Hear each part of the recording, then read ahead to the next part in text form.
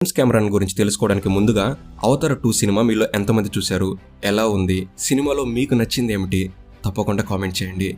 James Cameron పుట్టింది పెరిగింది కెనడాలోని ఒక మధ్యతరగతి కుటుంబంలో. ఆగస్టు 14, 1954లో ఫిలిప్ కెమెరాన్ షిర్లీ దంపతుల 5 పిల్లల్లో మొదటి వాడిగా జేమ్స్ కెమెరాన్ పుట్టాడు. ఈయన తండ్రి ఒక ఎలక్ట్రికల్ ఇంజనీర్, తల్లి ఒక ఆర్టిస్ట్ అండ్ నర్స్. కొంతమంది పిల్లల అభిరుచులు అనేవి తల్లిదండ్రుల దగ్గర నుండే వస్తాయి అనడంలో కెమెరానే ఒక ఉదాహరణ. చిన్నప్పటి నుండి తన తల్లి చెప్పే కథల వల్లనే సైన్స్ ఫ్రిక్షన్ కథల మీద జేమ్స్కి ఆసక్తి పెరిగింది.